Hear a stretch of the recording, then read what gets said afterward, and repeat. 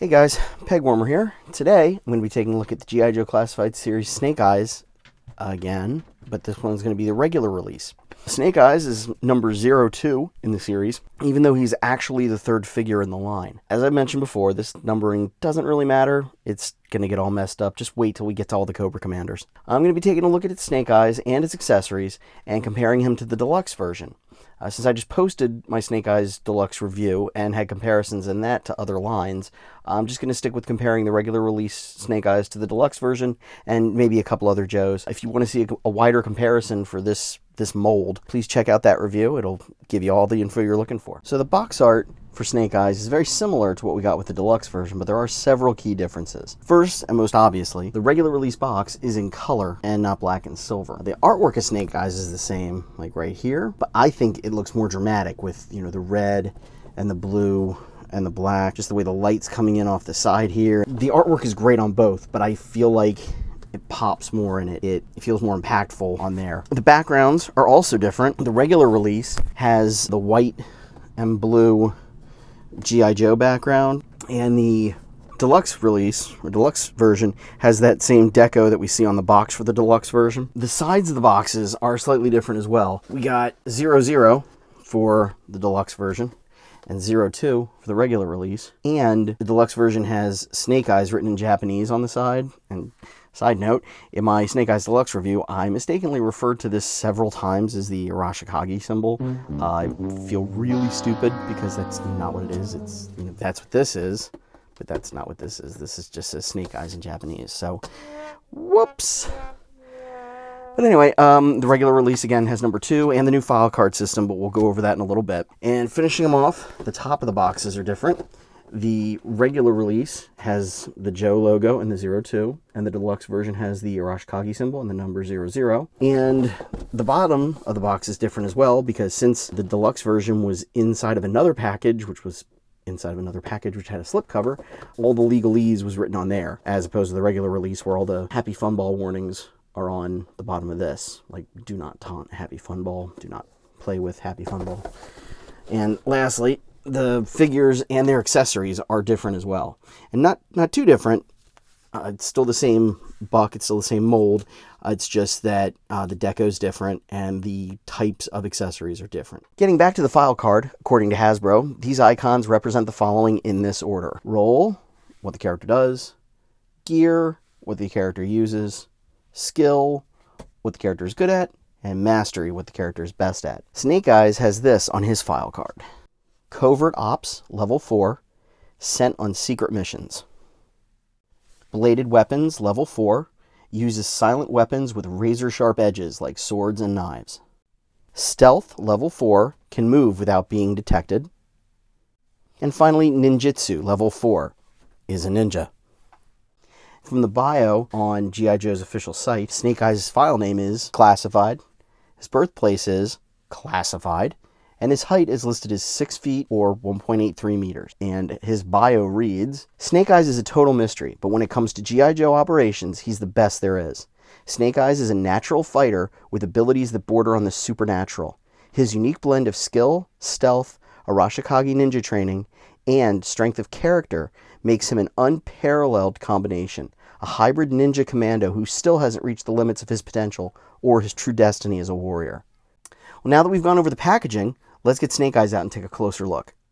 We'll start with the accessories. The regular release comes with mostly the same accessories, but they're executed a bit differently. You don't get the come at me bro hand, and you don't get the throwing star hand. The knives are the same. This one is for the deluxe version, and it fits right in with no issues. Now that was a difference. I've run into it myself, that the regular release, the knife did not fit correctly into the sheath. I had to use a Dremel on mine and Dremel it out. There, like a glove.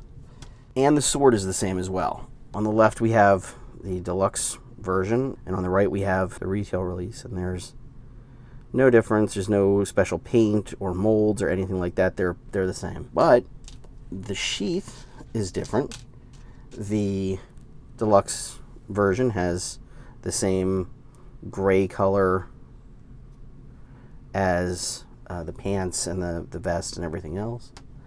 Whereas the regular release just has straight up black, which, well, I'll get into that later.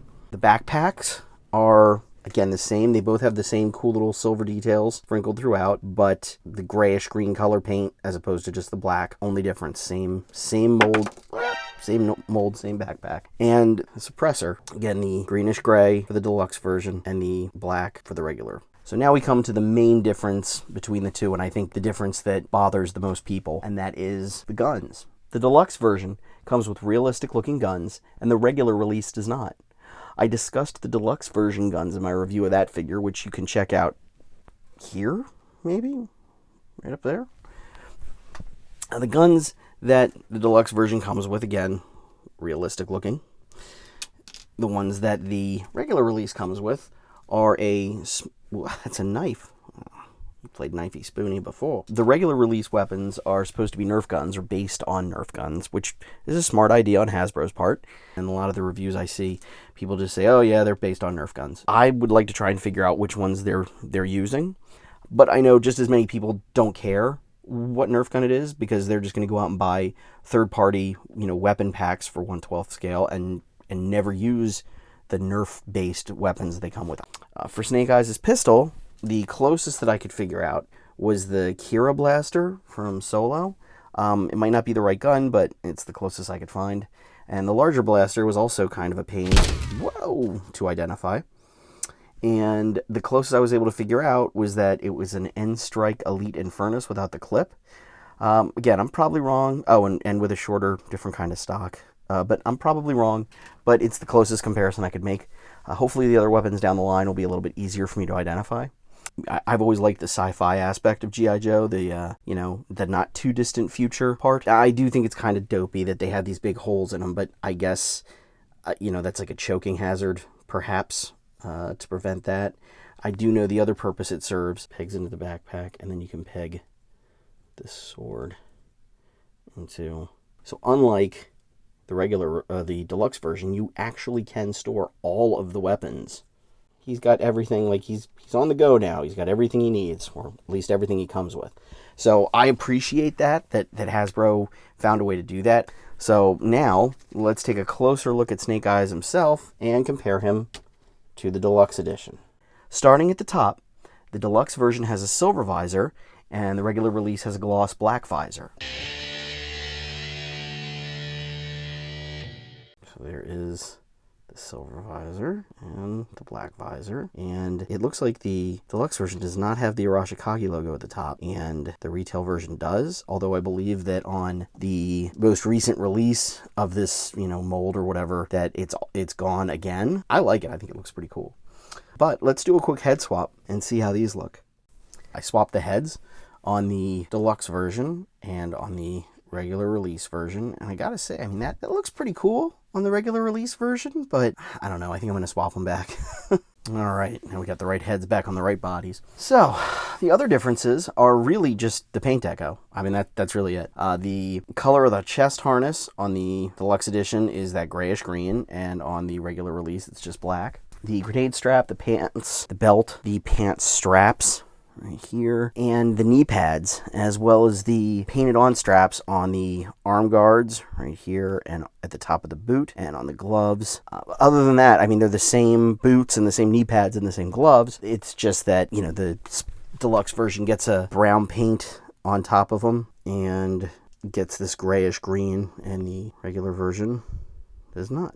The figures themselves are exactly the same, and there are no differences in articulation or posability. Moving on to articulation, the head is on a ball joint, and with another ball joint in the neck. Got lots and lots and lots of good range here, so he can look... Oh my god, what have I done? He can look up that far and down that far, get some nice side to side, and of course, can spin all the way around. He's got butterfly joints in the shoulders, and those are really nice. They allow for a lot of cool poses. His arms rotate 360 degrees, no problem. Shoulder articulation is a little bit hampered by these shoulder pads. You can see it only goes in about that far, and then that's it. Roadblock actually could get his arms up higher. But that's really the only articulation issue. Like, that's really the only thing that's limited by anything other than your imagination and gravity. He, of course, has a bicep swivel and double jointed elbows, up and down hinges at the wrists, which is excellent. His legs drop down, boop, and can go all the way out. Now the knife does kind of get in the way a little bit, and the suppressor gets in the way a little bit. But that's not an articulation issue, because the character can do it. There we go. There.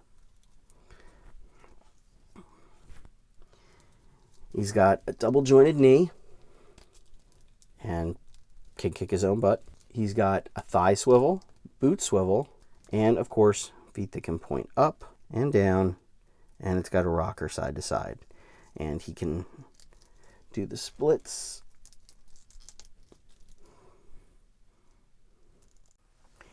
And here he is with a roadblock and my custom quick kick. I have the other Joes. I kind of wanted to put them out. I'll put them out for comparisons as I review them. My final thoughts on the figure are that while I love the deluxe version, I really do, the regular release is probably going to be my go-to for posing and photography. I think the color scheme makes more sense for the character, being stealthy and all. Plus, should something unfortunate happen to him, it will be a lot easier to replace him with another regular release than it would be to replace the deluxe version. Of course, I definitely recommend this figure because, especially if you're going to collect the whole line, you're going to have him. It's Snake Eyes. You can't have G.I. Joe without Snake Eyes. But besides that, the articulation and detail on the figure make him absolutely worth picking up. Even if you aren't interested in anything else in the line, he is an outstanding example of what a 6-inch action figure can do and why people enjoy collecting. I can't say enough positive things about him. I know there's probably oversaturation with, Snake Eyes. I know there's the Fortnite one that's coming out in a year. Yeah, I already ordered a couple. It really can't be understated that the character, the care that they put into this mold and the articulation and everything else is phenomenal. I mean, it's what sells the line. Like, you might not be into it, and then you start playing around with Snake Eyes, and then all of a sudden, maybe I'll pick up a couple more. It is awesome. So if you like this video and you want to see more, please like and subscribe. It would really help my channel grow, and it would mean a lot to me. Thanks so much for watching, and I'll see you real soon in the next one.